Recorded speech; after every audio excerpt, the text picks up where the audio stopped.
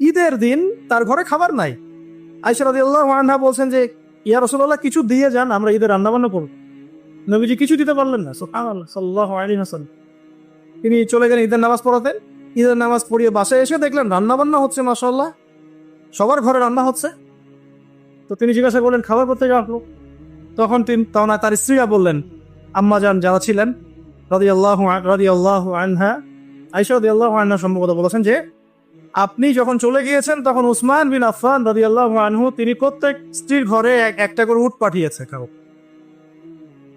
আপনারা ব্যবসায়ীরা উসমান রাদিয়াল্লাহু আনহুর মতো হয়ে যান এবং দিনের জন্য আপনাদের এই অর্থ বিত্ত যা আছে ঢেলে দেন ইনশাআল্লাহ। যে ব্যক্তি দুনিয়া গোছাবে আল্লাহ পাক তার পরকাল গোছাবেন, যে ব্যক্তি পরকাল গোছাবে আল্লাহ তার দুনিয়া গুছিয়ে দিবেন ইনশাআল্লাহ। আর আল্লাহ নবী সাল্লাল্লাহু আলাইহি ওয়াসাল্লাম এরপর কি করেছেন জানেন? হাত তুলে দোয়া করেছেন। দোয়াটা আমি মুখস্থ করে রেখেছি, কারণ আমার ছেলের নাম উসমান, ওকে দেখলে আদর করতে হবে, দোয়াটা যেন করা যায়। আল্লাহুম্মা সাহহিল হিসাবা আলাল উসমান, আল্লাহুম্মা সাহহিল হিসাবা আলাল উসমান। আল্লাহ তুমি উসমান রাদিয়াল্লাহু আনহুর একদম সহজ হিসেব নিয়ে নিও। এই জন্য উসমান রাদিয়াল্লাহু আনহুর হিসেব হবে 3 নাম্বার। প্রথমে আবু বকর সিদ্দিক, তারপর ওমর ইবনে খাত্তাব, তারপর উসমান ইবনে আফফান, এবং তিনি যাবেন বের হয়ে চলে আসবেন। হিসাব সহজ নাই। ওই যে দোয়া নবী সাল্লাল্লাহু আলাইহি ওয়াসাল্লাম করেছেন একদিনের আমল, এরকম লাইফ ছিল তার। নবী সাল্লাল্লাহু আলাইহি ওয়াসাল্লাম নিজে করে দেখাতেন, খালি বলেননি দান করো। আর আমরা মাশাআল্লাহ ওয়াজ মাহফিলে এসে দেখি যে দান উঠাচ্ছে। আপনি কয় টাকা দান করেছেন? আপনি দেন 50। এই কে 50 দিবেন হাত তোলেন, বাস আমি কিন্তু বলছি না আর, বাস 50 দিল। কে 20 দিবেন, কে 20 দিল, কে 10 দিবেন 10 দিন।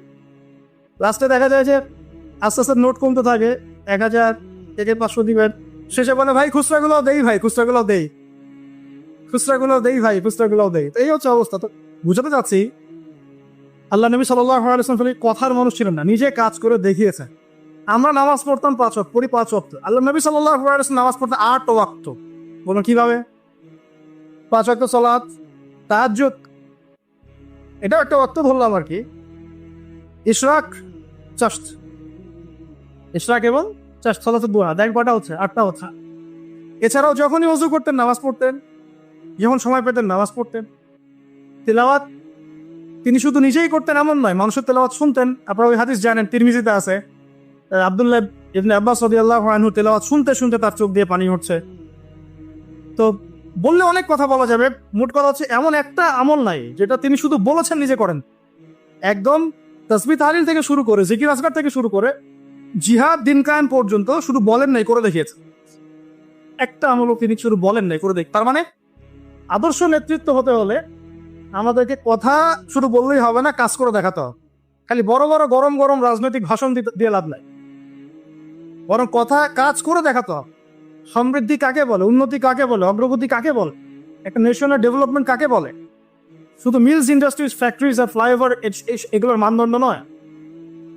আপনি যদি ভুটানকে দেখেন, সেখানে এত এগুলো পাবেন না, আপনি ইন্ডাস্ট্রিয়াল রেভলিউশন পাবেন না, বাট তারা সুখী, হ্যাপি। তারা হ্যাপি, তারা কেউ না খেয়ে মরে, হ্যাপি। আমরা অনেক বড় বড় কথা বলি, অনেক কিছু বলি, আমি ওগুলো নিয়ে কনফ্লিক্টেও যেতে চাই না, তর্ক করতে যাচ্ছি না, কিন্তু আপনারাও জানেন ভালো করে কথা কাজে মিল নাই। এবং সত্যি কথা এটাই যে আমরা যা বলছি তা আসলে করছি, আমরা খেয়ানত করছি। আল্লাহর কাছে জবাব দিতে হবে, আল্লাহর কাছে জবাব দিতেই হবে। যেই হোক না কেন উপরে, যেই আসুক না কেন, তাকে আল্লাহ পাক জিজ্ঞাসা করবেন, পুরো নেশনের হিসেব তাকে দিতে হবে। এটা খুব ডিফিকাল্ট। আবু যর রাদিয়াল্লাহু আনহুকে নবীজি বলতেন তুমি জীবনেও নেতৃত্ব চেয়ে নিও না কখন।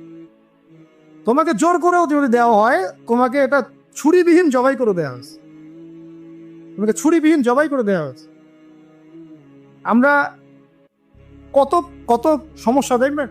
এডুকেশন নিয়ে আপনাকে আল্লাহ পাক জিজ্ঞাসা করবেন, জাতিকে কি শিখিয়েছ? হ্যাঁ, ইসলামের খেদমত নিয়ে জিজ্ঞাসা করবেন, অর্থনীতি নিয়ে জিজ্ঞাসা করবেন, তোমার জাতিকে সুদমুক্ত করতে পেরেছিলে কিনা। আপনাকে আল্লাহ পাক জিজ্ঞাসা করেন প্রশাসনিক বিষয়গুলো নিয়ে, সততার সাথে প্রশাসন চালিয়েছ কিনা, না দুর্নীতি করেছ, কখনো ঘুষ খেয়েছিল কিনা, কখনো কি কলমের খোঁচায় কোনো মাজলুমকে শাস্তি দিয়েছ কিনা, কেউ জুলুম করে নাই তাকে শাস্তি দিয়েছ কিনা। এক একটা হিসেব না দিয়ে কেউ পার পাবে না। বিশ্বাস করেন, আমি যে এই যে উসমান রাদিয়াল্লাহু আনহু হিসেবে কথাটা বললাম না, তার আগেও 2টা লাইন আছে হাদিসের মধ্যে। আবু বকর রাদিয়াল্লাহু আনহুকে আল্লাহ নবীজি বলবেন তুমি সামনে যাও, কারণ আল্লাহ নবী সাল্লাল্লাহু আলাইহি ওয়াসাল্লাম সিজদায় পড়ে থাকবেন, আল্লাহ পাক তাকে যে তাসবিহ শিক্ষা দিবেন ওই সময় তিনি সেটা পড়বেন। ওটা আগেও কাউকে শিক্ষা দেন নাই, পরে কাউকে শিক্ষা দেন। এরপর আল্লাহ পাক বলবেন যে তুমি মাথা ওঠাও, সাল তুতি, তুমি চাও তোমাকে দেওয়া হোক। নবীজি তখন চাইবেন ওই দোয়াটা যেটা তিনি দুনিয়াতে করেন নাই, আল্লাহ আমার উম্মাত, আল্লাহ আমার উম্মাত। হিসাব শুরু করো। হিসাব শুরু হওয়াটাই একটা চ্যালেঞ্জ, হিসাব শুরু না হওয়াটাই কিয়ামতের দিন আমাদের জন্য প্যানিক অবস্থা। হিসাব শুরু হওয়াটাই একটা বড় চ্যালেঞ্জ। ওইখানে কেউ হিসাব শুরু করাতে পারবে না। আদম আলাইহিস সালাম পারবেন না, নূহ আলাইহিস সালাম পারবেন না, ঈসা ইবনে মারইয়াম, মুসা কেউ পারবেন। পরে আমাদের নবী সাল্লাল্লাহু আলাইহি ওয়াসাল্লাম এভাবে আল্লাহকে রিকোয়েস্ট করবেন, আল্লাহ হিসাবটা অন্তত শুরু করুন, তোমার বান্দারা কষ্টে, আজকে কষ্টে জর্জরিত। আবু বকর রাদিয়াল্লাহু আনহুকে আল্লাহ নবী বলবেন সামনে যাও। তিনি যেতে যেতে কান্নাকাটি শুরু করে দেন, হাউমা করে কান্নাকাটি শুরু করে দিন, ইয়া রাসূলুল্লাহ আমি তো অনেক পরে ইসলাম কবুল করেছি, সেই কত বছর বয়সে, আমি কিভাবে আগে হিসাব দিতে পারি? আল্লাহ রাব্বুল আলামিন তাকে রহমতের পর্দা দিয়ে ঢেকে নেবেন। এবং বলা হচ্ছে আমাদের মুমিনদের উপরে আমভাবে নূর এবং রহমত দেওয়া হবে, কিন্তু আবু বকর সিদ্দিক রাদিয়াল্লাহু আনহুকে খাস ভাবে নূর আর রহমত দেওয়া হবে, কারণ আল্লাহ নবী সাল্লাল্লাহু আলাইহি ওয়াসাল্লামকে খাস সাহায্য করেছেন আবু বকর রাদিয়াল্লাহু। এবার উমর রাদিয়াল্লাহু আনহুর পালা আসবে, উমর ইবনে খাত্তাব একইভাবে কান্নাকাটি করবেন এবং আল্লাহ রাব্বুল আলামিন তার নেকিগুলো দেখাবেন। নবী সাল্লাল্লাহু আলাইহি ওয়াসাল্লাম বলেছেন যে কেউ যদি আসমানের সমস্ত তারাকে একত্রিত করে, ওর মিসাল আর ওমর ইবনে খাত্তাবের নেকির মিসাল হবে। এরপরে উসমান রাদিয়াল্লাহু আনহুর কথা তো বললামই, তারপর আলী ইবনে আবি তালেব, তার ব্যাপারে এসেছে সবচেয়ে তড়িৎ হিসাব তারা, সবচেয়ে ফাস্ট। আলী রাদিয়াল্লাহু আনহু একটা দোয়া করতেন, এই দোয়াটা আমরাও করি। তিনি দোয়া করতেন যে আল্লাহ আমি চাই না যে আমাকে শিশু বয়সেই, কিশোরে বা যৌবনকালেই কোনো একটা অঘটন হলো বা দিনের জন্য কোনো একভাবে আমার ইন্তেকাল হয়, এটা আমি পছন্দ করি না। এটা আলী রাদিয়াল্লাহু আনহু বলতেন। বরং আমি চাই দিনের জন্য আমি খেদমতের পর খেদমত করতে থাকি এবং কষ্টের পর কষ্ট সহ্য করতে থাকি এবং শেষে গিয়ে শাহাদাত লাভ করে। ঠিক আল্লাহ রাব্বুল আলামিন তাকে ওইভাবেই মৃত্যু দিয়েছে। এটা হচ্ছে আমার কাছে মনে হয় এটা সেই হাদিসের ব্যাখ্যা যে আল্লাহ পাক সম্পর্কে মানুষ যে ধারণা রাখবে আল্লাহ পাক তাকে সেটাই দিবে। আমরা দোয়া করি আল্লাহ পাক আমাদের সবাইকে যেন আর ইবাদত করতে করতে দাড়ি সাদা করার তৌফিক দান করেন এবং আল্লাহর রাস্তায় শাহাদাত দান করেন। তো এখন আসুন, সম্ভাবনা আছে তো? সম্ভাবনা আছে। আমরা ওয়ার্ল্ড অ্যাফেয়ার্স ঘাটাঘাটি করছি, সমকালীন বিশ্ব সম্পর্কে খোঁজখবর রাখছি। পরিস্থিতি কখন কোন দিকে কিভাবে মোড় নেবে কেউ জানেন। আজকে যা হয়েছে তা কি মানুষ জানতো, ভাবতে পেরেছিল এটা হতে পারে? ও বাই দ্য ওয়ে, এখন আপনি অনেকেই অনলাইনে পাবেন না, যাদেরকে অনেক লাভঝাপ করতে দেখেছেন, এরা এখন সব ঘুমটা দিয়ে করতে ঢুকে যাবে। নাই, কোনো কথা নাই, চুপ। বরং দেখবেন ইসরায়েলের পক্ষ নিয়ে কথা বলা শুরু করেছে, না হামাসের এটা উচিত হয় নাই, না এটা উচিত হয় নাই, এটা কেমন আরো বেশি আগ্রাসন চালাবে। আরে ভাই, আগ্রাসনকে কম চালাচ্ছে নাকি এমনিতে? আমাদের একজন উস্তাদ এক কথা বলেন যে যদি প্রতিহত করা হয় তাহলে যে বিজয় হবে এটা নিশ্চিত না, কিন্তু প্রতিহত না করা হলে যে পরাজয় হবে এটা নিশ্চিত। তারা যদি প্রতিহত করে এটা অপরাধ। বিগত 70 বছর থেকে যে তারা আমাদের মা বোনদেরকে মেরে ফেললো, বাচ্চাদেরকে বোম্বিং করলো, এটা কিছু না? তখন তাকে পাওয়া যায়। এখন একটু খুশি প্রকাশ করা, অভিনন্দন জানানো বা আলহামদুলিল্লাহ পড়ার মতো ইমান দেখা যায় না। তো আহলুন নিফাক ওয়াল আহলুল ঈমান পার্থক্য হয়ে যাচ্ছে, আপনারা বুঝে নেন, চিনে না, এটা আপনারা বুঝে নেন। আল্লাহ পাক আমাদের সবাইকে ইমানদারদের কাতারভুক্ত করুন। 3 নম্বর পয়েন্টটা খুব ইম্পর্টেন্ট এবং এটা খুব বড় আলোচনা ছিল, কিন্তু আমি সময় সংক্ষিপ্ততার কারণে শর্ট করলাম। আপনারা বুঝে নেন যে আল্লাহ নবী সাল্লাল্লাহু আলাইহি ওয়াসাল্লাম শুধুমাত্র এমন নবী ছিলেন না যিনি শুধু কথা বলে ক্ষান্ত হতেন, দাওয়াত দিয়ে ক্ষান্ত হতেন, বরং নিজে সবকিছুর উপর সর্বাগ্রে আমল করে দেখান। 4, নবী সাল্লাল্লাহু আলাইহি ওয়াসাল্লাম তার অনুসারীদের কারো সাথে, ভালো করে শোনেন, আল্লাহ নবী সাল্লাল্লাহু আলাইহি ওয়াসাল্লাম তার অনুসারীদের কারো সাথে কখনো খারাপ ব্যবহার করতেন। মানে সূরা আল ইমরানের একটা আয়াত আছে, গাড়িতে আস্তে আস্তে ভাইয়ের সাথে আয়াতটা নিয়ে কথা হচ্ছিল, আপনারা পড়ে দেখবেন। সূরা আল ইমরানের একটা আয়াত আছে, ফাবিমা রাহমাতিন মিনাল্লাহি লিনতা লাহুম। এটা আল্লাহ পাকের রহমত যে তুমি তোমার অনুসারীদের সাহাবীদের প্রতি কোমল হয়েছো, দয়ালু হয়েছো। এমনিতেই তিনি রাহমাতাল লিল আলামিন, এমনিতেই তিনি সবার উপরে দয়া করেন। তার উপরে তার অনুসারী যখন, মানে সাহাবায়ে কেরাম, তার ফলোয়ার্স, তাদের প্রতি তিনি ছিলেন লিন চালাহুম, খুবই নরম কোমল নম। তুমি যদি তাদের প্রতি কঠোর হতে, মানে তুমি যদি অনুসারীদের প্রতি খুব কঠোর হতে, রূঢ় স্বভাবের হতে, তোমার কাছ থেকে তারা সরে চলে। একটু খেয়াল করে দেখেন, আমরা যারা ধর্মতাত্ত্বিক নেতৃত্ব দিচ্ছি বা অন্য জায়গায় দিচ্ছি, আমরা একটু কঠোরতা বেশি আরোপ করি না? কঠোরতা, বকাঝকা করা, গালিগালাজ করা, ইজ্জত হানি করা, যাকে তাকে ধুয়ে দেওয়া অনলাইনে একদম, হ্যাঁ, মানে যা তার বেইজ্জত করা, এটা আমরা বেশি করি। এই কারণে আপনার কাছে কেউ যাচ্ছে না, এই কারণেই আপনার কাছ পর্যন্ত কেউ যাবে না, বিকজ আপনার কাছে সে তো সেই ভালোবাসা পায় নাই। আবার আমরা এমন মানুষ পেয়েছি যারা এগুলোকে ভুলে গিয়ে সবাইকে বুকে টেনেও নিতে পারে, এমনও মানুষের উম্মতে আছে, আলহামদুলিল্লাহ। কিন্তু সফল নেতৃত্বের গুণাবলী হতে হলে এখানে আমাদেরকে লিনতে লাহুম এই স্বভাবটা থাকতে হবে, যে আমরা যেন অনুসারীদের প্রতি নরম হই।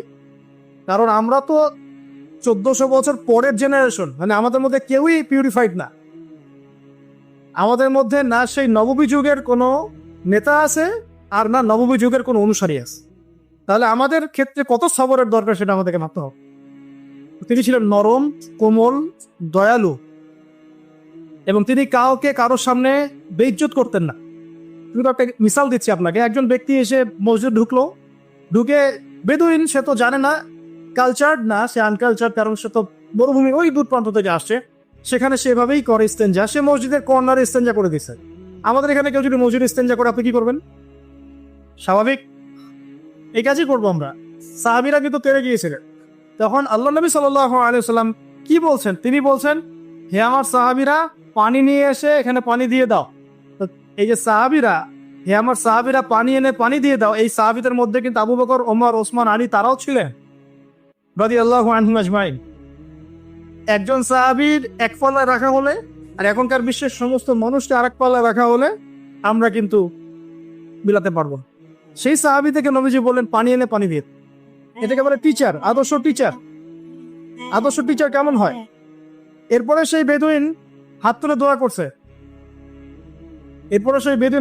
করছে, আল্লাহ তুমি আমাকে মাফ করো আর মুহাম্মদকে মাফ করে দাও, ব্যাস। আল্লাহ তুমি আমাকে মাফ করো, মুহাম্মদকে মাফ, আর কাউকে না। তখন নবী সাল্লাল্লাহু আলাইহি ওয়াসাল্লাম গিয়ে বললেন, তুমি দোয়া কেন সংক্ষিপ্ত করলা, না দোয়াকে প্রশস্ত করো। তারপর তিনি দোয়া করলেন, আল্লাহ আমাদের সবাইকে মাফ। মানে তার খারাপ লেগেছে, আমাকে এভাবে তেড়ে আসবে কেন। আর একদিন তিনি নামাজ পড়ছেন, পিছনে একজন সাহাবী নবী সাল্লাল্লাহু আলাইহি ওয়াসাল্লাম তিলাওয়াত করছেন, উনিও জোরে জোরে তিলাওয়াত করছেন। মানে আমরা পড়ি না আলহামদুলিল্লাহি রাব্বিল আলামিন, উনিও জোরে জোরে পড়া শুরু করেছেন। তো অনেকেই এটা দেখে খুব মানে বিব্রত, নামাজ শেষে তাকে ধরা হলে পড়তেছে কেন। তাহলে নবী সাল্লাল্লাহু আলাইহি ওয়াসাল্লাম গিয়ে শান্তভাবে বোঝালেন, দেখো নামাজটা হচ্ছে তাসবিহ, তাহলিল, তিলাওয়াত, রুকু, সিজদার সমন্বয়। এখানে আমরা জোরে জোরে কথা বলি না বা জোরে জোরে তিলাওয়াত করি। তখন তিনি বলেন, আমি আমার জীবনে এইরকম কোন শিক্ষক দেখিনি। নরম, কোমল।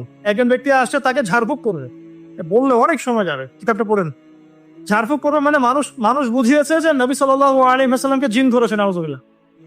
তারা মনে করে আল্লাহ নবীর কাছে ওহী আসে না, তাকে জিন আসে, নাউজুবিল্লাহ। সে এসে ঝাড়ফুঁক করবে, তখন সামনে বসতে বলেছেন জিমাদ আল আজদি, তার নাম, অনেক দূর থেকে আসছেন তিনি। তখন নবী সাল্লাল্লাহু আলাইহি ওয়াসাল্লাম বলছেন, আচ্ছা বসুন, ঝাড়ফুঁক করতে আসছেন? হ্যাঁ। তো কথা শুরু করার আগে তিনি বলছেন, ইন্নাল হামদালিল্লাহ নাহমাদুহু ওয়া নাস্তাঈনুহু মান ইয়াহদিহিল্লাহু ফালা মুদিল্লা লাহু ওয়া মান ইউদ্লিল ফালা হাদিয়া লাহু ওয়া আশহাদু আল্লা ইলাহা ইল্লাল্লাহ ওয়া আশহাদু আন্না মুহাম্মাদান আবদুহু ওয়া রাসূলুহু। এটা বললেন জিমাদ আল আজদি। তিনি বলছেন, কি বললেন আরেকবার বলেন দেখি। আরো একবার বললেন, কি বললেন আরেকবার বলেন দেখি। আরো একবার বললেন। তখন জিমাদ আল আজদি বলছেন যে, আল্লাহর কসম, আমি তো এসেছিলাম আপনাকে ঝাড়ফুঁক করার জন্য, কসম আল্লাহর, আপনি যে কথাগুলো বললেন মনে হচ্ছে এগুলো সাগরের গভীর থেকে উঠে আসছে। কারণ আমি জীবনে অনেক মানুষকে ঝাড়ফুঁক করেছি, অনেক পাগল সারিয়েছি, এরকম কালাম জীবনে আমি শুনি। মানুষ এভাবে ইসলাম পেয়েছে তার কাছ থেকে, এভাবে। সুবহানাল্লাহ। মানে এগুলো বলে আসলে ব্যাখ্যাও আমি করতে পারছি না। খালিদ বিন ওয়ালিদ রাদিয়াল্লাহু আনহু নাম শুনেছেন? ইসলামের এগেইনস্টে তিনি যুদ্ধ করেছেন, উহুদের যুদ্ধ, ইসলামের এগেইনস্টে। এবং উমরা, যে হুদায়বিয়ার পরের যে উমরা, তার আগ পর্যন্ত তিনি কিন্তু ইসলাম কবুল করেন নাই। উমরা করতে এসে নবী সাল্লাল্লাহু আলাইহি ওয়াসাল্লাম বলেছিলেন, একটা চিরকুটে লিখে দিয়েছেন, খালি একজনকে তারা লিখিয়েছেন যে কতই না ভালো হতো যদি খালিদ তুমি ইসলাম কবুল করতে, এতটুকু। তার ভাই এই চিঠিটা তাকে পৌঁছে দিয়েছেন। এই একটা সেন্টেন্স খালিদ রাদিয়াল্লাহু আনহুর পরিচয়ের মধ্যে এমন প্রভাব বিস্তার করেছে নিজের পায়ে হেঁটে গিয়ে মদিনায় ইসলাম কবুল করেছে। আমর ইবনে আস রাদিয়াল্লাহু আনহু তিনিও তার সাথে ছিলেন। আর আমর ইবনে আস রাদিয়াল্লাহু আনহু যখন বলছেন যে ইয়া রাসূলুল্লাহ, আমরা ইসলাম কবুল করতে আসছি, আমরা অনেক গুনাহ করে ফেলেছি জীবনে আপনার বিরুদ্ধাচারণ করে, আল্লাহর কাছে দোয়া করেন আমাদেরকে যেন মাফ করে দেন। এভাবে তার ব্যবহার দিয়ে, তার চরিত্র দিয়ে, তার নম্রতা দিয়ে মানুষ ইসলামের প্রতি আকৃষ্ট হয়েছে। আপনি আর আমি যদি আমাদের প্রেক্ষাপটের সাথে মেলাই তাহলে কি দেখতে পাবো? সত্যি কি সেই চরিত্র আমাদের মধ্যে আছে, সেই নম্রতা, সেই বিনয়? আমরা তো একজন আরেকজনকে মানে যা ইচ্ছা তাই বলতে, যা ইচ্ছা তাই, মানে বাবা মা ভাই বোন জ্ঞাতি গোষ্ঠী আত্মীয় স্বজন কিচ্ছু বাদ নাই, গালি গালাজ কর। এগুলো ফাঁসে কি? এই কারণেই তো দিন বিজয় হচ্ছে না। শুধুমাত্র আমাদের সাধারণ মানুষের কথা বাদ দেন, যারা দিনের রিপ্রেজেন্টেটিভ এইসব চেয়ার আমরা বসি, আমরা একে অপরের সাথে যে বিহেভটা করি এটা তো সাধারণ মানুষ জানে না। আমি জানি, আমি আবু তোহা আদনান জানি কি বিহেভ করা হয়, কিরকম বিহেভ। এই পর্যন্ত আমাকে সহ্য করতে হয়েছে, আমি আসলে বলতে গেলে বেশি বলে ফেল, তখন আমার তাস্কিয়া নষ্ট হয়। এই জন্য আমি চুপ আছি, বলতে গেলে বেশি বলে ফেলতে পারি। তবে এগুলো কোনোটাই নববী আখলাক না, এগুলো নববীতে আখলাক নাই। নবী সাল্লাল্লাহু আলাইহি ওয়াসাল্লামের সিরাত সুন্নাতের সাথে কোনো মিল হয়। এই কারণেই মানুষ দেখবেন আস্তে আস্তে কোনো কোনো ক্ষেত্রে আমাদের থেকে দূরে সরে যাচ্ছে। আর নবী সাল্লাল্লাহু আলাইহি ওয়াসাল্লাম অনুসারীদের প্রতি এত কোমল রহম ছিলেন, রহমদিল ছিলেন। সুবহানাল্লাহ, একজন সাহাবী একটা কুফরি কালিমা পড়ে আসছেন, তাকে প্রচন্ড নির্যাতন করা হয়েছে, তার নাম আম্মার ইবনে ইয়াসির রাদিয়াল্লাহু আনহু। জোর করে একটা কালিমা আদায় করা হয়েছে, বল মুহাম্মদ ভালো না, বল মুহাম্মদ ভালো না সাল্লাল্লাহু আলাইহি ওয়াসাল্লাম। মার কিন্তু কঠিন জিনিস। এগুলো বললে অনেকে ইমান চাঙ্গা হয়, অনেকে ঠিক ঠিক বলেন। দুটা মায়ের পিঠের উপর পড়লেই আর দেখবেন সব শেষ। কঠিন বিষয় এগুলো, খুব কঠিন। যাদের এই অভিজ্ঞতা নাই তাদেরকে সব বলেও লাভ নাই। যাই হোক, বাই দ্য ওয়ে, তো এই সাহাবী তখন বলে ফেলেছেন একটা কথা, মার সহ্য করতে না পারে বলে ফেলতেন। আর কাঁদতে কাঁদতে দৌড় দিয়ে তিনি নবী সাল্লাল্লাহু আলাইহি ওয়াসাল্লামের কাছে গেলেন, কোথায় আল্লাহর রাসূল, আমাকে নিয়ে চলো, আমি তার পা চুম খাবো ইত্যাদি। সূরা নাহলে এই একটা আসছে সম্ভবত, না না না না আসলে না। তো একটা হচ্ছে এরকম যে যাদের মন ইমানে পরিপূর্ণ তাদেরকে যদি জোর করে এরকম কোনো কথা আদায় করা হয়, এতে তাদের কোনো ইমানের ক্ষতি হবে না। আম্মার বিন ইয়াসির রাদিয়াল্লাহু আনহু সম্পর্কে এরকম একটা আয়াত নাযিল হয়েছে। আমি বলতে চাচ্ছিলাম যে এত মহব্বতের মানুষ ছিলেন তিনি, তার কাছে যে কোনো দুঃখ কষ্ট শেয়ার করা যেত। নিজের সমস্যা, নিজের দুঃখ, নিজের কষ্ট, নিজের অসহায়ত্ব তার কাছে শেয়ার করার জন্য তিনি মনে হতো তিনি আপন কেউ, আমাদের সবচেয়ে আপন মানুষ, সবচেয়ে প্রিয় কেউ, সবচেয়ে মহব্বতের, যার কাছে মন খুলে কথা বলা যায়, যার উপর ভরসা করা যায়, যার কাছে দোয়া নিলে সমস্যা কেটে যায়। আর তিনি এমন একজন মানুষ ছিলেন যার কাছে গেলে সমস্ত প্রেশার, পেইন রিলিফ হয়ে যেত। অনেক সাহাবী, আমাদের টাইম লিমিটেশন দেওয়া হয়েছে, অনেক সাহাবী শুধু বাসায় যেতেন আবার ফিরে আসতেন তাকে একবার দেখার জন্য। বাসায় যেতেন আবার ফিরে আসতেন, উকি মেরে দেখতে আসতেন, কেমন দেখে আসতেন। আপনি এখনো রওজায় যান মদিনায়, দেখবেন আপনার বারবার জিয়ারত করতে ইচ্ছা করবে, আরেকবার দেখে আসি, আরেকবার সালাম দিয়ে আসি। তাহলে জীবিত থাকতে তিনি কেমন ছিলেন এটা তার বলার অপেক্ষা রাখে, বলার অপেক্ষা রাখে। এখনো মনে হয় যে আমরা তাকে পেলে তার পা ধরে চুমু খাইতাম, হাত ধরে চুমু খাইতাম, কপালে চুমু খাইতাম, জড়ায় ধরতাম, ইয়া রাসূলুল্লাহ উম্মার আজকে এই অবস্থা, ইয়া রাসূলুল্লাহ আমাদের আজকে এই অবস্থা। আমরা তো এরকম করতাম, পাগল হয়ে যেতাম। তখন এখন চিন্তা করেন, আমরা যারা দিন নিয়ে এভাবে চলছি, চলাফেরা করছি, আমরা অন্যায় করছি, জুলুম করছি, দুর্নীতি করছি, দিনের ইলম শিখছি না, উম্মার বিভক্তি বাড়াচ্ছে, আমরা কোন মুখ নিয়ে তার সামনে দাঁড়াব? আমরা কি সত্যি আমাদের মধ্যে অনেস্টি নিয়ে তার সামনে দাঁড়াতে পারবো? আল্লাহ নবী যদি বলেন যে কোরআন শিখে আসছি নাকি, আমার সুন্নতে আমল করছো কি, হালাল কি খাইছিলা, কোরআনটা যে রেখে আসছিলাম পড়েছিলা কি, মানুষকে দিনের দাওয়াত দিয়েছিলা কি, ইত্যাদি ইত্যাদি, আমরা কোন প্রশ্নের উত্তর দিতে পারবো? তোমাকে আল্লাহ আমার উম্মতের শাসক করেছিল, তুমি কি আমার উম্মতকে সৎ পথে চালিয়েছিলে? তুমি কি ওমরের উত্তরসূরি হতে পেরেছিলে, নাকি দাজ্জালের উত্তরসূরি হয়েছে? আমরা কি আনসার দিব? জাস্ট আপনাদেরকে ভাবার নসিহত করছি, জাস্ট ভাববেন। এগুলো ভাবলে অনেক উত্তর পেয়ে যাবেন এবং তখন দেখবেন নিজের মধ্যে পরিবর্তন আসবেন। সব খালি ভাবতে হয়। আমাদের ক্রিটিক্যাল থিঙ্কার্স দরকার, যারা বিচক্ষণ চিন্তাবিদ, এরকম মানুষ দরকার। 4টা বলেছি না 5টা? 4টা, আচ্ছা 5টা দিয়ে শেষ করে যাই। হ্যাঁ আচ্ছা, লাস্ট 5টা হচ্ছে, দেখুন একটু রিমাইন্ডার দেই। নবী হওয়ার আগের নববী আখলাক আমরা সবাই লালন করবো ইনশাআল্লাহ। 2 নাম্বার, ইলমের চর্চা, ধারক বাহক হওয়া, মানুষকে দিনের ইলম শেখানো এবং সেই ইলম অনুযায়ী নিজে আমল করা। আমল করে দেখো না, নিজে আগে দৃষ্টান্ত স্থাপন কর, ঠিক আছে? আর তারপর 4 নম্বর বলেছি, তিনি সব অনুসারীদের প্রতি খুব কোমল, নরম এবং রউফ ছিলেন। এত কোমল, নরম, রউফ যে কিয়ামতের মাঠে তিনি তার দোয়াটাকে স্থগিত রেখেছেন আমাদের সুপারিশের জন্য করবেন ইনশাআল্লাহ। আর ইনশাআল্লাহ তার সুপারিশ পাওয়ার পরে কবিরা গুনাহগার এই উম্মতের মানুষরাও জান্নাতে চলে যাবে ইনশাআল্লাহ। কবিরা গুনাহ করলেও এই উম্মতের মানুষরা জান্নাতে যেতে পারবে ইনশাআল্লাহ, যদি তাদের কালিমা তাওহীদটা ঠিক থাকে, ঠিক আছে? তো 5 নাম্বারটা দিয়ে শেষ করে দিই, সেটা হলো তিনি অনুসারীদেরকে ঐক্যবদ্ধ রাখতে বদ্ধপরিকর থাকতেন। অনুসারীদের মাঝে কোন রকম বিশৃঙ্খলা, বিভক্তি যেন সৃষ্টি না হয়, এরকম সফল নেতা ছিলেন মুহাম্মদ সাল্লাল্লাহু আলাইহি ওয়াসাল্লাম। কারণ আপনি যখনই বিভক্তির দিকে চলে যাবেন, কোনোভাবেই আর এই জাতিটাকে নিয়ে আপনি বিজয় অর্জন করতে হবে। তো খেয়াল করে দেখেন, না এখানে না নবী সাল্লাল্লাহু আলাইহি ওয়াসাল্লামের সময় কোন আনসার মুহাজির বিভক্তি ছিল, দলাদলি ছিল না। একদিন খালি একটু কনফ্লিক্ট হয়ে গেছে মদিনায়, তাই না? আওস এবং খাজরাজ এবং মুহাজিরদের মধ্যে, আমরা আগে পানি নিব না আমরা আগে নিব, আমরা মুহাজির, আমরা হিজরত করে আসছি, আমরা আনসার, আমরা তোমাদেরকে জায়গা দিয়েছি, একটু কনফ্লিক্ট হয়ে। নবী সাল্লাল্লাহু আলাইহি ওয়াসাল্লাম চেহারা লাল হয়ে গেছে, তার রাগ হলে তার চেহারা লাল হয়ে যায়, গিয়ে বলেন, আমি বেঁচে আছি, বেঁচে থাকা অবস্থায় তোমরা এই কাজ করছো? আর আমরা এখন নিজেরাই এই উম্মাটাকে 1000টা দলে ভাগ করে ফেলছি। আর এই বিভক্তির কারণে আপনি বাংলার মাটিতে দিন কায়েম করতে পারবেন না। আপনি 100 বছর চেষ্টা করেন, পারবেন না ইনশাআল্লাহ। বলেন আবার ইনশাআল্লাহ বললেন কেন? কারণ আমি জানি তো পারবেন, আমি কনফিডেন্ট আমার কথায়। একটা বিভক্ত উম্মা দিয়ে কখনো আপনি ইসলামী হুকুমত, খেলাফত কিছু কায়েম করতে হবে যতক্ষণ না আপনি ইউনাইটেড হচ্ছে। এবং ইউনাইটেড সবাইকে হতে হবে, নট নেসেসারি। যারা হকপন্থী তাদেরকে হতে হবে, যারা বাতিলপন্থী, পাক্কা মুশরিক, পাক্কা বেদাতি, বাদ দেন ওদের কথা। যারা হকপন্থী অ্যাটলিস্ট তারা তো একটা জায়গায় বসবে, একটা টেবিলে বসবে।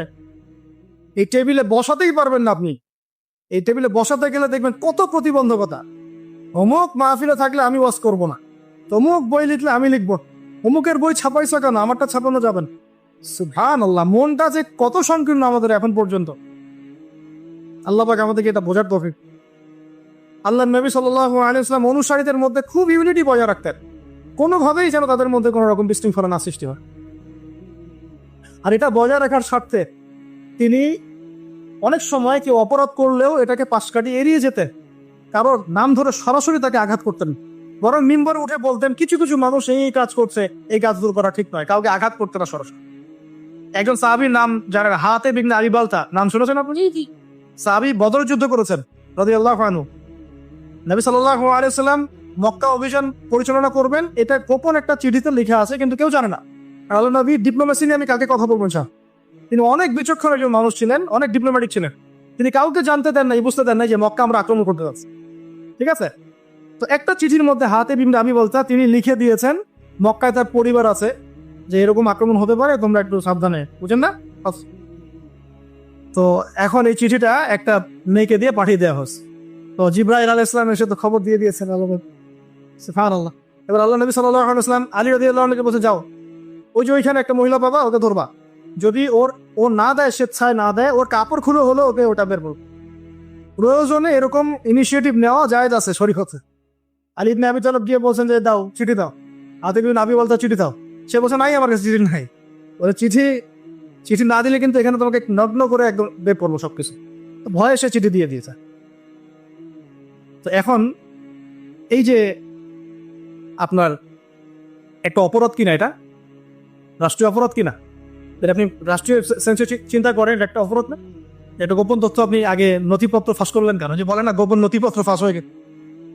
নবী সাল্লাল্লাহু আলাইহি ওয়াসাল্লামের কাছে অনেকে হাতিব ইবনে আবি বালতা রাদিয়াল্লাহু আনহু সম্পর্কে নেগেটিভ কথা বলা শুরু করল। রাসূলুল্লাহ তাকে শাস্তি দেওয়া দরকার, তাকে এই করা দরকার, সেই করা দরকার। এর মধ্যে ওমর রাদিয়াল্লাহু আনহু ছিলেন, এবং তো অগ্রগামী এগুলো। তো নবীজি বললেন, না, সে আমাদের একজন, এবং সে একজন বদরি সাহাবী। আর তুমি কি জানো না, যারা বদরের যুদ্ধ করেছে তাদের সব আগের পিছের গুনাহ মাফ হয়ে গেছে। তো আল্লাহর নবী কিন্তু তাকে ধমক দিতে পারতেন। আমরা হলে কি করতাম?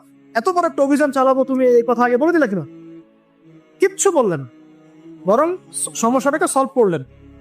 হাতিব ইবনে আবি বালতা নিজেই বুঝতে পারলেন, ইস্তেগফার করতে লাগলেন। বরং তিনি কি করেছেন? তিনি সারা জীবন দোয়া করেছেন, আল্লাহ আমি যে সেদিন একটা অপরাধ করে ফেলেছিলাম, আল্লাহ আমাকে শাহাদাতের মৃত্যু দিও যাতে করে আমার এই ঋণটা শোধ হয়ে যায়। আল্লাহ পাক তাকে সেই মৃত্যু দিয়েছেন। আরেকটা আছে আল্লাহুম্মা সাল্লি আলা মুহাম্মাদিন ওয়া সাল্লিম, এটা সংক্ষিপ্ত। আর যদি আপনার সামনে নবীর নাম উচ্চারণ করা হয় বলবেন সাল্লাল্লাহু আলাইহি ওয়াসাল্লাম। অথবা সবচেয়ে সেরা দরুদ হচ্ছে দরুদ ইব্রাহিম, আল্লাহুম্মা সাল্লি আলা মুহাম্মাদ ওয়া আলা আলি মুহাম্মাদ কামা সাল্লাইতা আলা ইব্রাহিম ওয়া আলা আলি ইব্রাহিম ইন্নাকা হামিদুম মাজিদ। আল্লাহুম্মা বারিক আলা মুহাম্মাদ ওয়া আলা আলি মুহাম্মাদ কামা বারাকতা আলা ইব্রাহিম ওয়া আলা আলি ইব্রাহিম ইন্নাকা হামিদুম মাজিদ। এটা প্রথম আমল, জুমার দিনে করবেন। এছাড়া প্রত্যেক দিন সকালে 10 বার এবং সন্ধ্যায় 10 বার করে দরুদ পড়বেন। তাহলে কি হবে? ইনশাআল্লাহ তাআলা আমরা সবাই কিয়ামতের মাঠে নবী সাল্লাল্লাহু আলাইহি ওয়াসাল্লামের সুপারিশ পেয়ে যাব ইনশাআল্লাহ। সুপারিশ সম্পর্কে একটা হাদিস শুনিয়ে দেই, যথেষ্ট হবে ইনশাআল্লাহ। নবী সাল্লাল্লাহু আলাইহি ওয়াসাল্লাম বলেছেন, আমার উম্মতের যে ব্যক্তি, যে কোনো ব্যক্তি, নারী পুরুষ, সাদা কালো, বাঙালি, পাকিস্তানি, আফগান, সিরিয়ান, যেখানকার মানুষ হোক না কেন, যে কোনো ব্যক্তি, সে যদি শিরিক না করে মারা যায়, আল্লাহর সাথে শিরিক করে নাই, এই অবস্থায় মারা গেছে, নবী সাল্লাল্লাহু আলাইহি ওয়াসাল্লামের সুপারিশ তার উপর ওয়াজিব হবে ইনশাআল্লাহ। সে জান্নাতে যাবে যদি শিরিক না করে মারা যায়। অন্য যে কোনো পাপ আল্লাহ যাকে ইচ্ছা মাফ করতে পারে। আল্লাহ পাক আমাদেরকে শিরিক মুক্ত আমল করার তৌফিক এনায়েত করুন, আমিন। জুমার দিনে দ্বিতীয় আমল হচ্ছে আপনাকে সূরা কাহফ তেলাওয়াত করতে হবে। এটা খুবই ইম্পর্টেন্ট একটা আমল। জুমার দিনে সূরা কাহফ অবশ্যই তেলাওয়াত করবেন। যদি পুরোটা তেলাওয়াত করতে নাও পারেন, কমপক্ষে প্রথম 10 আয়াত, শেষের 10 আয়াত তেলাওয়াত করবেন। ফজিলত, আল্লাহ রাব্বুল আলামিন আপনাকে মাসিহুদ দাজ্জালের ফিতনা থেকেও বাঁচাবেন ইনশাআল্লাহ। আর এখন আমরা দাজ্জালের ফিতনা যুগেই বাস করছি, কোনো সন্দেহ নাই। প্রতিটা সেক্টরেই ফিতনা আছে, প্রতিটা সেক্টর। এই যুগে বসবাস করে যে ব্যক্তি মনে করে যে আমি ফিতনামুক্ত একটা পরিবেশে বসবাস করছি, এর চেয়ে অন্ধ ব্যক্তি পৃথিবীতে আর কেউ নাই। আপনি আল্লাহর নূর দিয়ে দেখেন, আপনি দেখবেন প্রতিটা সেক্টরেই ফিতনা, প্রতিটা সেক্টর। হোক সেটা কালচার, হোক সেটা এডুকেশন, হোক সেটা ইকোনমি, পলিটিক্স, ওয়ার্ল্ড অ্যাফেয়ার্স, পরিবার, যে কোনো জায়গায় দেখবেন ফিতনা, প্রত্যেকটা জায়গায় ফিতনা। এই ফিতনার যুগে বসবাস করে যদি আমরা নিরাপদ থাকতে চাই, তাহলে সূরা কাহফ তেলাওয়াত করতে হবে। কমপক্ষে প্রথম 10 আয়াত এবং শেষ 10 আয়াত। আল্লাহ পাক তৌফিক এনায়েত করুন, আমিন। আরেকটা আমল বলবো জুমার দিনে, সেটা হলো যে জুমার দিনে বেশি বেশি দোয়া করবেন আল্লাহর কাছে, কারণ এই দিনে 2টা সময় আছে, এই সময় দোয়া কবুল হয়ে যাবে ইনশাআল্লাহ তাআলা।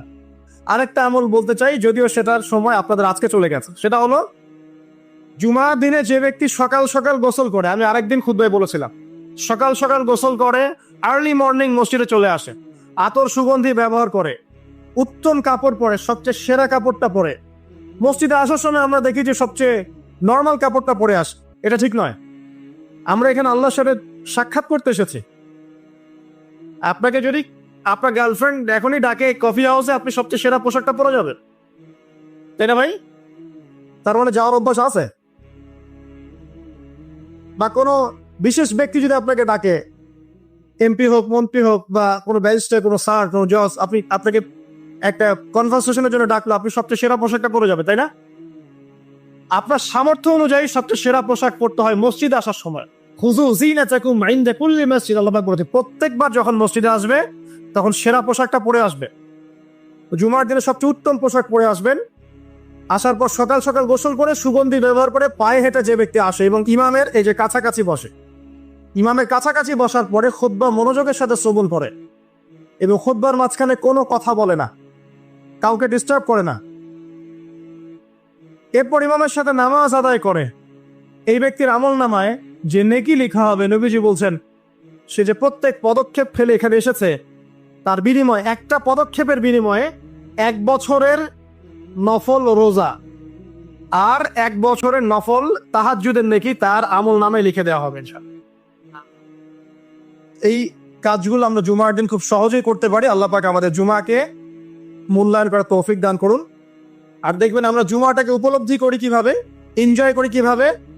এই দিনে বিয়ের অনুষ্ঠান, এই দিনে পার্টি, এই দিনে ডিজে, এই দিনে অমুক, এই দিনে সাউন্ড বক্স বাজতেছে, এই দিনে পিকনিক, এই দিনে বনভোজন। জুমার দিনের ফজিলতটা যে অনেক বেশি, এটা শয়তান আপনাকে দুনিয়ার চাকচিক্য দিয়ে ভুলিয়ে দিয়েছে। দুনিয়ার চাকচিক্য দিয়ে শয়তান আপনাকে জুমার ফজিলতটা ভুলিয়ে দিয়েছে। মনে রাখবেন, যত কাজ জুমার দিনের বাইরে, জুমার দিনটা হচ্ছে আমাদের সংস্কৃতি, ইবাদত করার সংস্কৃতি। একটা কথা মনে পড়লো, বলে ফেলি, যে একটা বিষয়ে মাথায় ঘুরপাক খেত সবসময় ছোটবেলা থেকে, যে আল্লাহ পাক ইসলাম কেন নাজিল করলেন, মানে ইসলাম আমাদেরকে দিয়েছেন কেন আল্লাহ রাব্বুল আলামিন।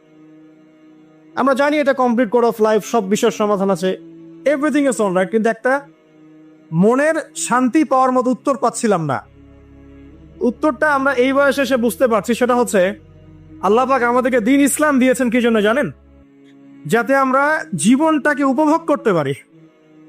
জানেন, যাতে করে আমরা জীবনটাকে উপভোগ করতে পারি এবং জীবনটা উপভোগ করে পরকালেও জান্নাত পেতে পারি। এখানকার প্রত্যেকটা হেদায়েত যেটা আল্লাহ দিয়েছেন ইসলামে, প্রত্যেকটা উপভোগ্য। দেখবেন, আপনি ইসলামী পরিবার গড়েন, পরিবারটা আপনার সুকুন শান্তির জায়গা হবে। ইসলামী সমাজ গড়েন, সমাজটা শান্তির হবে। ইসলামী অর্থনীতি মেনে চলেন, দেখবেন আপনি ইকোনমিক লাইফে ভালো আছেন। ইসলামিক পোশাক পরেন, আপনি হ্যান্ডসাম থাকবেন। নবীর মতো ঘুমান, আপনার শরীর ভালো থাকবে। তার মতো খান, শরীর ভালো থাকবে। প্রতিটা বিষয় দেখবেন লাইফকে এনজয় করার জন্য দেওয়া হয়েছে। ইসলামের বাইরে গেলেই এমন কিছু আমাদের মধ্যে ঢুকে যাবে যেটা আমাদের দুনিয়াও ক্ষতি করবে, পরকালকেও নষ্ট করবে। আল্লাহ পাক আমাদের হেফাজত করুন, আমিন। তো এই জুমার দিন আজকে পড়ে গেছে, আমরা জুমার দিনটাকে কাজে লাগানোর চেষ্টা করব। আল্লাহ পাক আমাদের সবাইকে তৌফিক এনায়েত করুন। আরেকটা বিষয় আজকে জড়িয়ে গেছে, সেটা হলো আরাফার দিন। আজকে জানেন আপনারা যে আজকে আরাফার দিন, এবং হাজিরা আলহামদুলিল্লাহ আজকে আরাফার মাঠে সমবেত হয়েছেন। এবং এই দিন সংক্রান্ত কিছু কথা বলে আমি সামনে দিকে যাচ্ছি।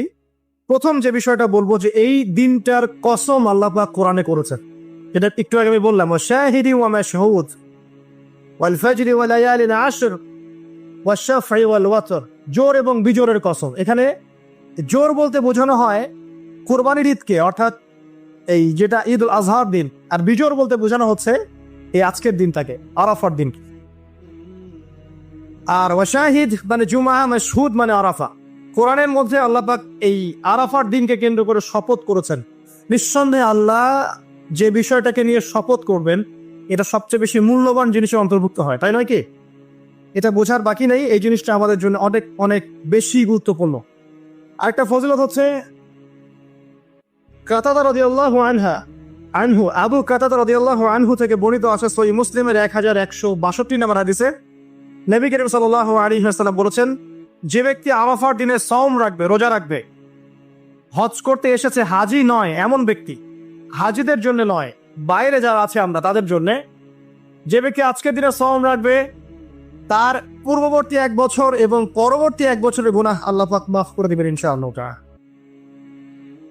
আর এই দিনটাকে নিয়ে, রোজা নিয়ে অনেক কনফিউশন আমাদের মধ্যে চলে আসছে এখন, আজকে রাখবো না কালকে রাখবো ইত্যাদি। হাদিসের মধ্যে ইয়াউমুল আরাফা শব্দ এসেছে, আরাফার দিনে সওমের কথা এসেছে, ইয়াউমুত তাসি বা নবম দিনের কথা আসে নাই। এটা নিয়ে যদিও বা উলামায়ে কেরামের মধ্যে ইখতিলাফ লক্ষ্য করা যাচ্ছে, সবচেয়ে বেস্ট ডিসিশন হচ্ছে আজকেও রাখি, কালকেও রাখি। Simple solution. আজকেও রাখেন, আগামী কালকেও রাখেন, ইনশাআল্লাহ আপনি পুরোটার নেকি পেয়ে যাবেন ইনশাআল্লাহ তাআলা। তবে আমার মত, আজকের দিনে রোজা রাখাটাই আরাফার সওম, এটা আমার ব্যক্তিগত মত। যদি এর সাথে কেউ দ্বিমত পোষণ করেন, আমি তার সাথে যুদ্ধ করতে যাব না। ঠিক আছে, এরপর আসি। এই দিন একটা স্পেশাল আয়াত নাজিল হয়েছে আরাফার দিনে, স্পেশাল একটা আয়াত, সেটা হচ্ছে সূরা মাইদার 3 নম্বর আয়াত।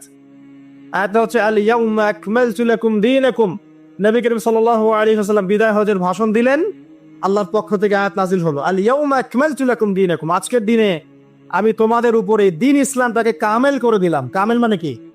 পরিপূর্ণ করে দিলাম, একদম পরিপূর্ণ। ইসলামে ঢোকানোরও কিছু সুযোগ নাই, বের করারও কোনো সুযোগ অবকাশ নাই। ওয়াতমামতু আলাইকুম নি'মাতি, তোমাদের উপর আমার নিয়ামতকে পরিপূর্ণতা দান করলাম। ওয়া রাদিতু লাকুমুল ইসলাম দীনান, এবং দিন ইসলামকে তোমাদের উপর মনোনীত করে আমি সন্তুষ্ট হয়ে গেলাম। সুবহানাল্লাহ। এটা কিন্তু একটা কনক্লুসিভ আয়াত, মানে দীর্ঘ 23 বছর নবী সাল্লাল্লাহু আলাইহি ওয়াসাল্লাম স্ট্রাগল করেছেন, দিন প্রচার করেছেন, প্রসার করেছেন, প্রতিষ্ঠা করেছেন। এরপর আল্লাহ পাক একটা কনক্লুসিভ আয়াত নাজিল করে এই দিনটার মধ্যে একটা ইতিবাচক ভূমিকা টেনে দিলেন। অতএব এই দিনটা খুশির, এই দিনটা আনন্দের, এবং এই দিনটা ইবাদতের উদযাপন করা, এটা আমাদের সংস্কৃতি।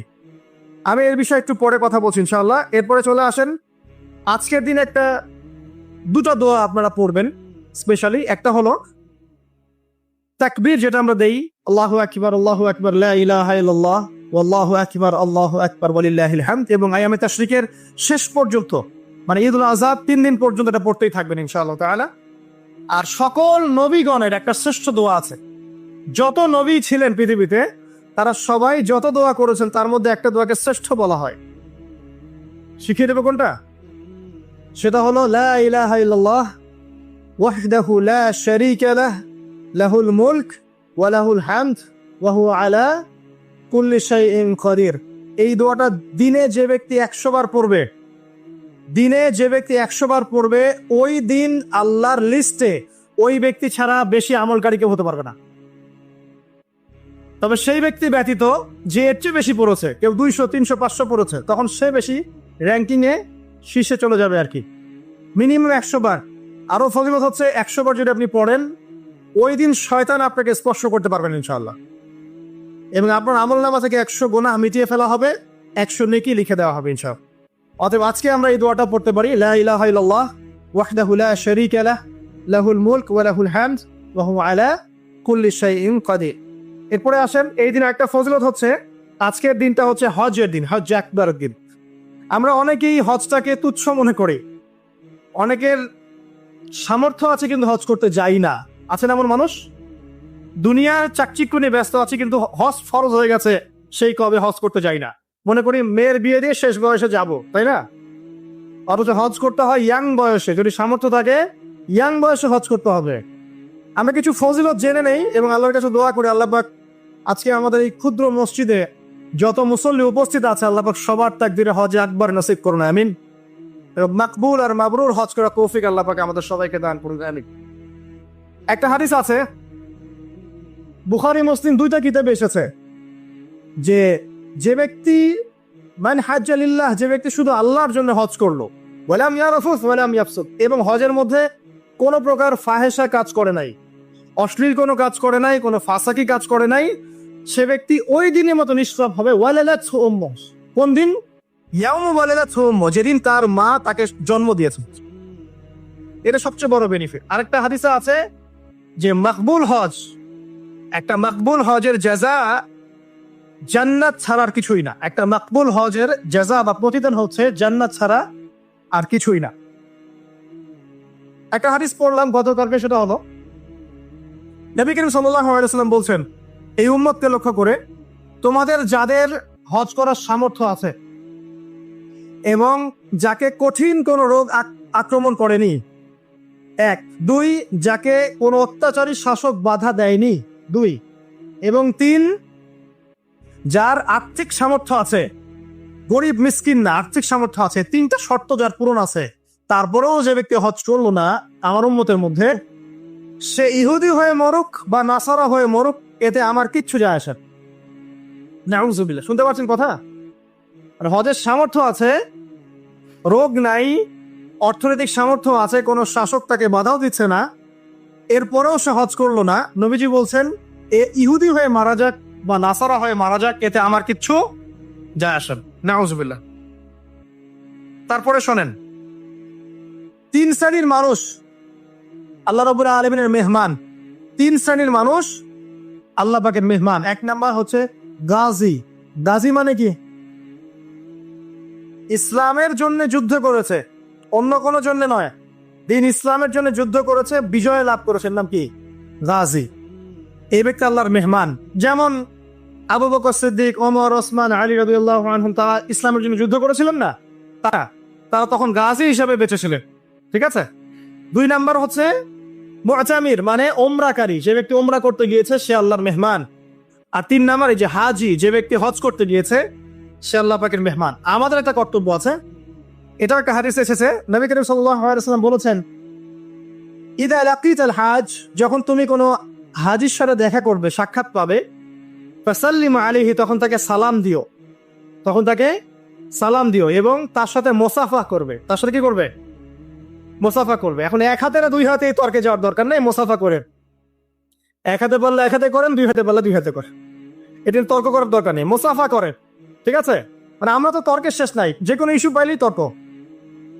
আরাফা নিয়ে তর্ক, তারাবি নিয়ে তর্ক, ঈদের তাকবীর নিয়ে তর্ক, হ্যাঁ রাকাত সংখ্যা নিয়ে তর্ক, মুসাফা নিয়ে তর্ক, বাকি রাখছে কি সেটা জানি না। আর এই তর্কগুলো করতে করতে দেখবেন ইসলামের বেসিক জিনিসগুলোই নাই, গায়েব। ইসলামী না আছে খেলাফা, ইসলামী না আছে ইমারা, না আছে ইউনাইটেড কোনো ইসলামিক কমিউনিটি, না আছে ইসলামিক কোনো ইকোনমিক্সের বেস, না ইসলামিক কোনো মিডিয়া, না ইসলামিক কোনো কিছুই না। যা আছে প্রটেস্ট্যান্ট ভার্সন, মানে নামাজ রোজা হজ জাকাত এগুলাই। আর এগুলো নিয়ে আমরা এখন তর্ক করছি। ব্যক্তি পর্যায়ে দিন আছে, বাকি বাইরে আর দিন নাই। মসজিদের মধ্যে আসবে পাক্কা নামাজি, মসজিদ থেকে বের হয়ে গেল সুদখোর। তো আল্লাহ হেফাজত করুক আমাদেরকে। আমাদের বড় বড় ইস্যুগুলো নিয়ে বেশি কথা বলা উচিত। মুসাফা এক হাতে হবে না 2 হাতে, এর জন্য কি জান্নাত জাহান্নামের ফয়সালা হয়ে যাবে? তাই মনে হয় আপনাদের? সুবহানাল্লাহ। একজন বলছে ইশারা করতে হবে তাশাহুদে এভাবে, আরেকজন বলছে একটু নড়াতে হবে। এই মাসআলাটার জন্য কি আপনার জান্নাত জাহান্নামের ফয়সালা হয়ে যাবে মনে হচ্ছে আপনার?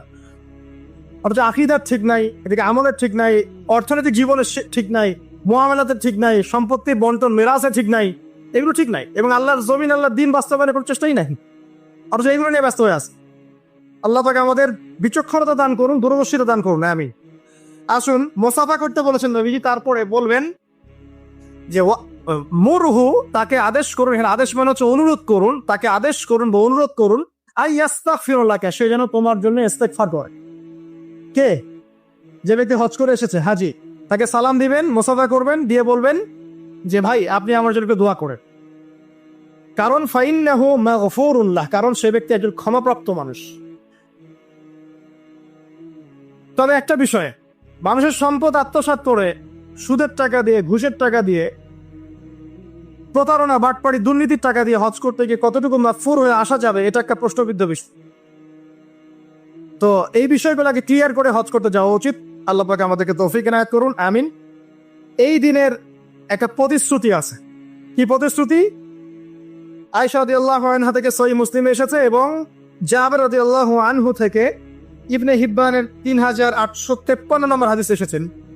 আল্লাহ রাব্বুল আলামিন এই দিনে হাজীদেরকে দেখে বলেন, যারা আরাফার মাঠে এসেছেন তাদেরকে দেখে বলেন যে আমার এই বান্দারা দূর দূরান্ত থেকে সফর করে এখানে এসেছে। ওদের চেহারাগুলো তাকিয়ে দেখো, ক্লান্ত, ক্লিষ্ট, চুলগুলো এলোমেলো, পরিশ্রান্ত। তারা আমার রহমতের প্রত্যাশী, অথচ তারা কেউ আমার আযাব দেখে নাই। হে ফেরেশতারা, তোমরা সাক্ষী থাকো, আমি তাদের সবাইকে মাফ করে দিলাম। এবং নবী সাল্লাল্লাহু আলাইহি ওয়াসাল্লাম বলছেন যে আজকের দিনে যত মানুষকে আল্লাহ পাক জাহান্নাম থেকে মুক্তি দিবেন, অন্য কোনো দিনে এত মানুষকে আল্লাহ পাক মুক্তি দিবেন না। আল্লাহ পাক আমাদেরকে সবাইকে জাহান্নাম থেকে মুক্তি দান করুন, আমিন। তো শেষ যে বিষয়টার দিকে টাচ করে আমি কনক্লুশন দিকে যাবো, সেটা হলো উম্মতে মুহাম্মাদির জন্য আজকের দিনের মধ্যে স্পেশাল কি বলেন তো? এটা হচ্ছে আমাদের মূল পয়েন্ট। আজকের দিনে ফজিলত জানলাম, আমরা আমলগুলো জানলাম, সব ঠিক আছে, কিন্তু আমাদের জন্য আসলে স্পেশাল কি জিনিস? আমাদের জন্য আজকের দিনে স্পেশাল যে বিষয়, সেটা হলো আজকের দিনে দিন ইসলাম পূর্ণতা লাভ করেছে। ইসলামের পূর্ণতা দিবস আজকে। 23 বছর দিন ইসলাম প্রচার করার পরে আজকের দিন আল্লাহ পাক বলেছেন দিন পূর্ণ করে দিলাম।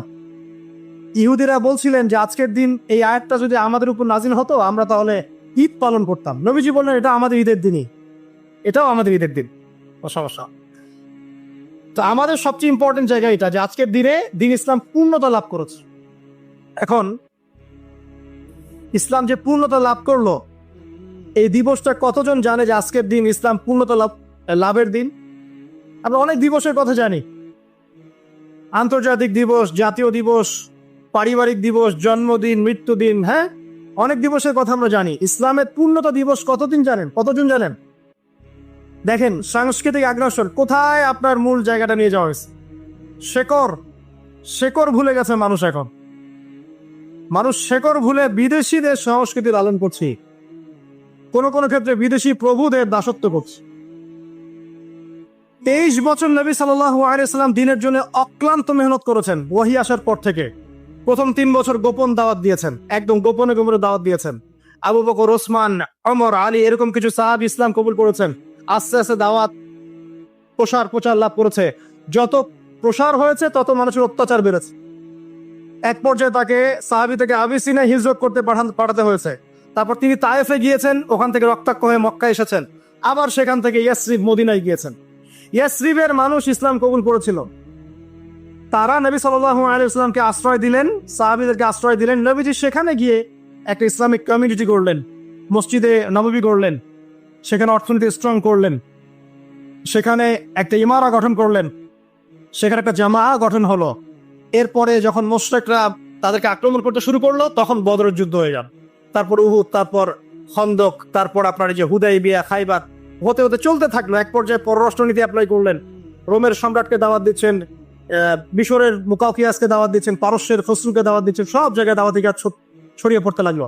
23 বছর অক্লান্ত পরিশ্রম। এক পর্যায়ে এই যে শেষে, একদম জীবনের শেষ পর্যায়ে এসে তিনি বিদায় হজ করলেন। একটাই হজ করেছেন তিনি, নবী সাল্লাল্লাহু আলাইহি ওয়াসাল্লাম একটা হজই করেছেন জীবনে।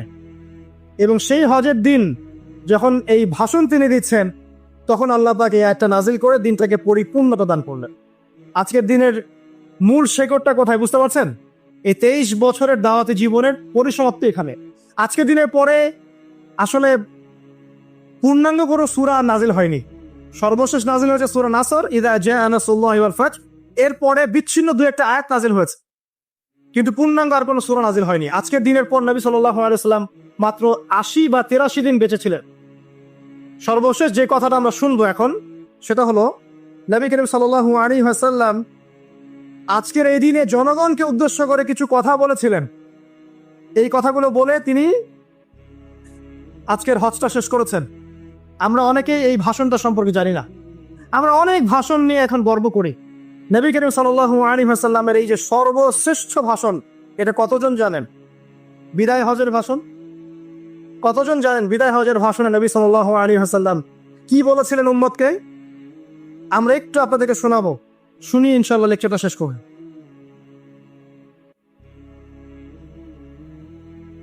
নবী করিম সাল্লাল্লাহু আলাইহি ওয়াসাল্লাম আজকের এই দিনে 31টা বিষয়ে উম্মতকে নির্দেশ দিয়েছেন। 31টা বিষয়, সবগুলো বলার সময় পাওয়া যাবে না, আমি কয়েকটা কথা বলছি। খুব ভালো হতো যদি আমি অ্যারাবিকটা বলার পরে বাংলাটা বলার সময় পেতাম। আমার হাতে 5 মিনিট সময় আছে, কারণ অ্যারাবিকটার যে ভাব গাম্ভীর্যটা বাংলা আসলে আসবে না। তারপরে আমি চেষ্টা করছি।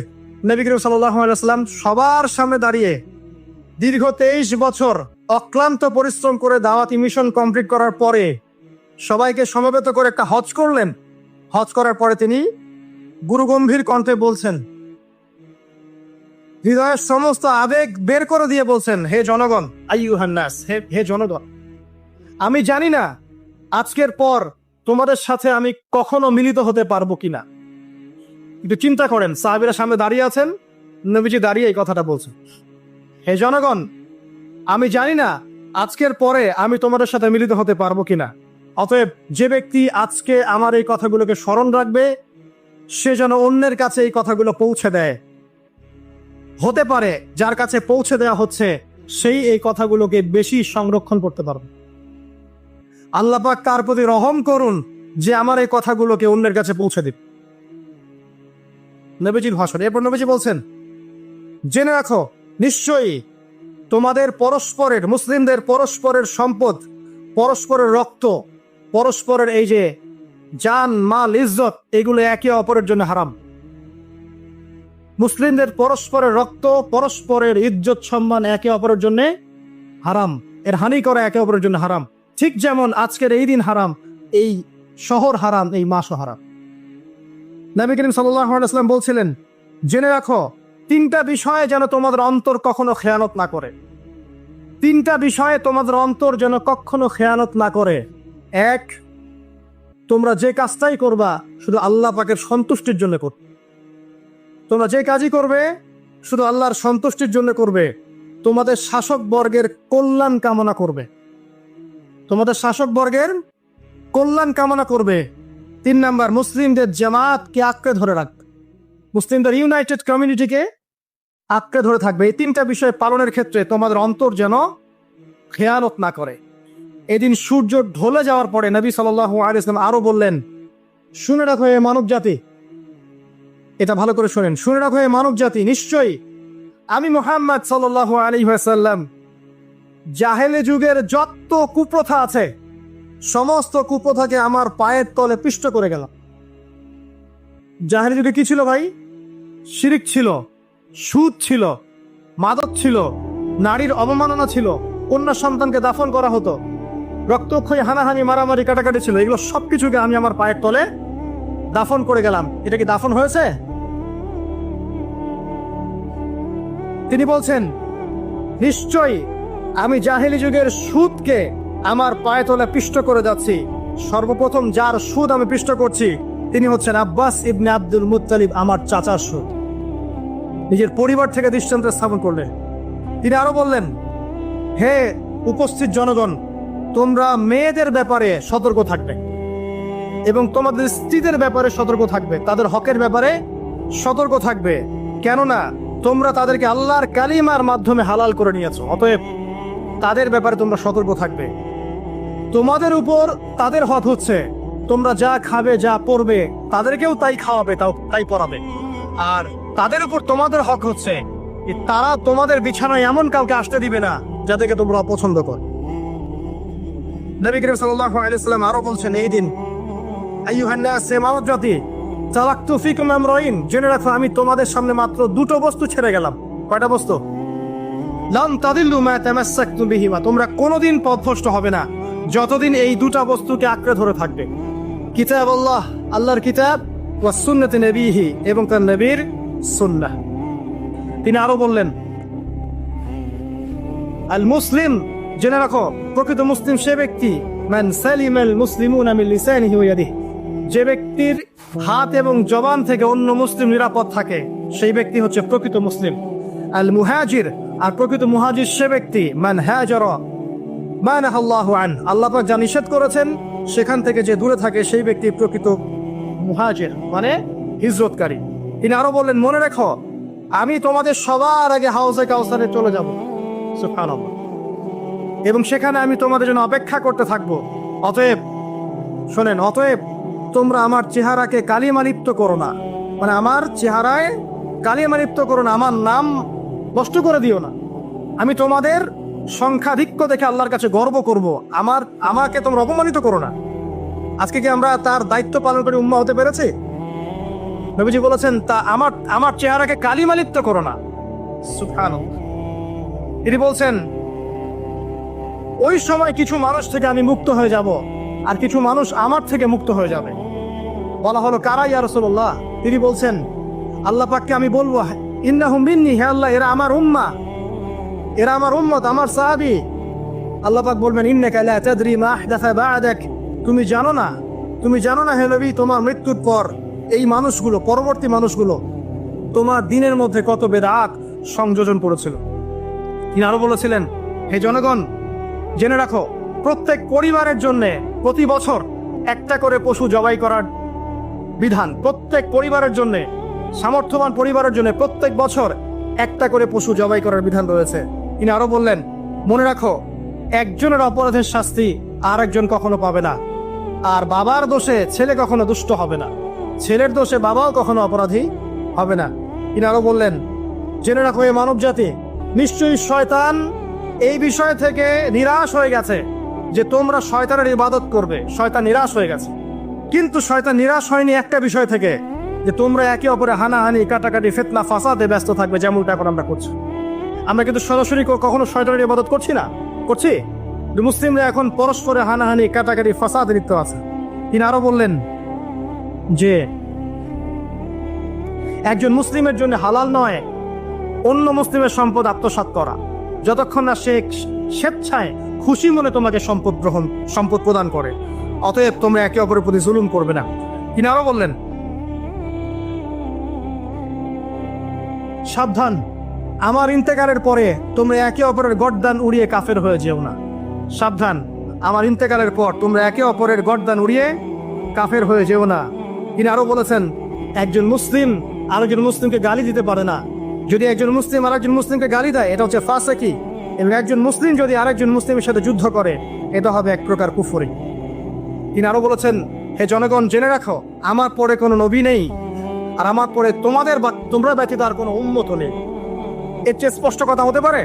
আমার পরে কোনো নবী নেই আর আমার পরে তোমরা ছাড়া কোনো উম্মত নেই। তাহলে আমরা যখন নতুন নতুন নবী বানিয়ে নিচ্ছি, কোনো কোনো ক্ষেত্রে বলছি একজন ব্যক্তি ছিলেন, সে নিজে ঈসাও ছিল, সে মাহদিও ছিল, সে নবীও ছিল। নাউযুবিল্লাহ। এবং দিন দিন মানুষ এই খাতায় নাম লিখাচ্ছে, সুবহানাল্লাহ। সর্বশেষ তিনি বললেন যে যদি তোমাদের উপরে, হে মানব জাতি জেনে রাখো, যদি তোমাদের উপরে একটা নাক কাটা কালো কুৎসিত কোনো আমির বা শাসকও চলে আসেন এবং সে যদি তোমাদেরকে আল্লাহর রাস্তায়, আল্লাহর কিতাব সুন্নাহ অনুযায়ী পরিচালিত করেন, তোমরা অবশ্যই তার আনুগত্য করবে, তার বিরুদ্ধে বিদ্রোহ করবে না, তার আনুগত্য করবে। জেনে রাখো, শেষে তিনি জেনে রাখো হে মানব জাতি, আজকে থেকে কুল্লুকুম মিন আদম, তোমরা সবাই আদম সন্তান, ওয়া আদামু মিন তুরাব, আর আদম হচ্ছে মাটির সন্তান।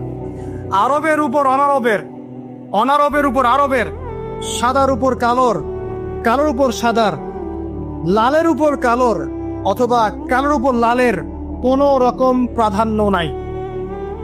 ইল্লা তাকওয়া, শুধু তাকওয়া ব্যতীত। যে ব্যক্তি বেশি মুত্তাকি সে আল্লাহর কাছে বেশি মর্যাদার অধিকারী হবে ইনশাআল্লাহ তাআলা। সর্বশেষ তিনি আঙ্গুলটা উঁচু করলেন, নিজের শাহাদাত আঙ্গুল উঁচু করে আকাশের দিকে তাকালেন, এরপর জনগণের দিকে তাকালেন, তাকিয়ে বললেন যে তোমাদের ব্যাপারে, হে জনগণ, তোমাদের ব্যাপারে আমাকে আল্লাহ জিজ্ঞাসা করবেন। ফামা আনতুম কাইলুন, তোমরা ওই সময় কি বলবে আমার সম্পর্কে? তখন সাহাবীরা বললেন, আমরা বলবো যে আপনি বাল্লাগতা রিসালাতাক, আপনি আপনার রিসালাত পৌঁছে দিয়েছেন, ওয়া জামানাতাক, আপনার আমানত পূর্ণ করেছেন, ওয়া নাসাহতা উম্মাতাক, এবং আপনি আপনার উম্মতকে নসিহত করেছেন। এরপরে তিনি আকাশের দিকে তাকিয়ে বললেন, আল্লাহুম্মা ফাশহাদ, হে আল্লাহ আপনি সাক্ষী থাকেন, আল্লাহুম্মা ফাশহাদ, হে আল্লাহ আপনি সাক্ষী থাকেন, আল্লাহুম্মা ফাশহাদ, হে আল্লাহ আপনি সাক্ষী থাকেন যে আমি আমার দায়িত্ব পৌঁছে দিয়েছি। এরপরে নাজিল হলো আল ইয়াউমা আকমালতু লাকুম দীনাকুম ওয়া আতমামতু আলাইকুম নি'মাতি ওয়া রাদিতু লাকুমুল ইসলামা দীনা। এই হলো বিদায় হজ, আজকের এই আরাফার প্রেক্ষাপট। আমরা কতজন এটা নিয়ে চিন্তা করেছি? 1 মিনিট একটু বলে শেষ করি। দেখেন, শেষ ওসিয়ত যেগুলো হয় মানুষের, এটা খুব হৃদয় বিদারক হয় না? বাবা ইন্তেকাল করছেন, সন্তানের জন্য ওসিয়ত করে যাচ্ছেন, মাকে দেখিস, ইত্যাদি ইত্যাদি। হৃদয় বিদারক হয় না? মানুষ সারা জীবন মনে রাখে না? বাট আমরা আমাদের এই ন্যাশন, এই উম্মাহ, নবী সাল্লাল্লাহু আলাইহি ওয়াসাল্লাম উম্মাহ বলে আমরা যারা দাবি করছি, আমাদের মধ্যে বেশিরভাগ মানুষ নবী সাল্লাল্লাহু আলাইহি ওয়াসাল্লামের শেষ এই নসিহতগুলো ভুলে গেছে। নসিহতগুলোর মধ্যে সবচেয়ে ইম্পর্টেন্ট ছিল শিরক থেকে দূরে থাকা, সুদ থেকে দূরে থাকা, মুসলিম ভেদাভেদ না করা, শাসকের কল্যাণ কামনা করা, বিদ্রোহ না করে শাসককে উত্তম নসিহত করা। এবং আরেকটা হাদিসে তিনি বলেছিলেন 5 ওয়াক্ত সালাত আদায় করবে, সাওম পালন করে রমজান মাসে, সাধ্যমতো সাদাকা করবে, মুসলিমদের জামাত আঁকড়ে ধরবে, ইনশাআল্লাহ হাসতে হাসতে জান্নাতে প্রবেশ করবে। আও কামা ক্বালা আলাইহিস সালাম। জাহেলিয়াতের সমস্ত প্রথা ছেড়ে দেওয়া ছিল আজকের দিনের মূল মর্ম, আমরা ছাড়তে পারছি না। সুদ ছেড়ে দেওয়া ছিল মূল মর্ম, ছাড়তে পারছি না। শিরক থেকে বের হতে পারছি না। বেদাতীদের ব্যাপারে ধমক দেওয়া হয়েছে, বেদাত ছাড়তে পারছি না। খেয়াল করে দেখেন, মুসলিম হানাহানি কাটাকাটি এখনো ছাড়তে পারছি না। ইভেন ধর্মতাত্ত্বিক ভাবে আমরা বহু দল এবং উপদলে বিভক্ত হয়ে গেছে, কারোর সাথে কারো ঐক্য নাই। সব মিলিয়ে নবী সাল্লাল্লাহু আলাইহি ওয়াসাল্লামের শেষ ওসিয়তগুলো, কিতাব এবং সুন্নাহ আঁকড়ে ধরা, এটা আমরা সবাই আঁকড়ে ধরতে পারছি না। আজকের এই দিবসগুলো এই জন্যই আল্লাহ পাক বারবার ফিরিয়ে দেন, যাতে করে এগুলো নিয়ে আলোচনা হয়, আমরা এগুলো জানতে পারি এবং আমল করতে পারি, এই চেতনাগুলো লালন করতে পারি, নিজেরাও শিখি, পরিবারকেও শেখাই, আগামী প্রজন্মকেও শেখাই ইনশাআল্লাহ তাআলা।